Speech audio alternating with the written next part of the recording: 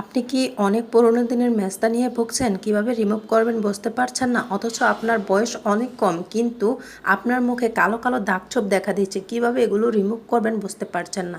তাহলে আর দেরি করবেন না, এই ভিডিওটি আপনার জন্যই। তো চলুন ভিডিওটি আগে শুরু করছি।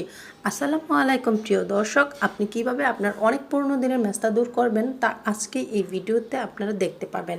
মাত্র কম সময়ে এবং ঘরে থাকা উপকরণ দিয়ে মাত্র ২টি উপকরণ দিয়ে আপনি আপনার স্কিনকে অনেক উজ্জ্বল করে তুলতে পারেন এবং পুরনো দিনের কালো মেস্তা দূর করতে পারবেন।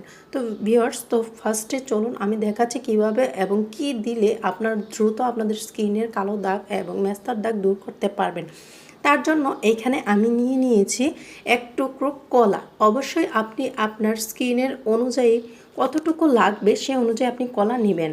তো এখানে আমি গ্রেটার দিয়ে একটু কলা গ্রেট করে নিচ্ছি। আমি আমার পরিমাণ মতো এখানে নিয়েছি, আপনি আপনার পরিমাণ মতো নেবেন।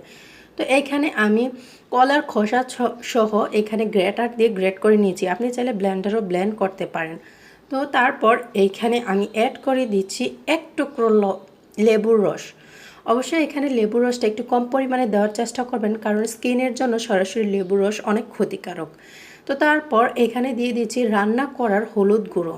রান্না করা হলুদ গুঁড়োটা যদি ফ্রেশ হয় একটু দেখে দিবেন। তারপর এইখানে আপনি অ্যাড করতে পারেন জাস্ট হাফ চামচ বেসন। তারপর উপকরণগুলোকে ভালো করে মিক্স করে নিতে হবে। উপকরণগুলো মিক্স করে নেওয়ার পর আপনার যেইখানে মেস্তার দাগ অথবা কালো ছোপ ছোপ দাগ আছে সেখানে এটিকে ইউজ করবেন। 15 থেকে 20 মিনিট এটা আপনার স্কিনে রেখে তারপর নর্মাল পানি দিয়ে ওয়াশ করে নেবেন।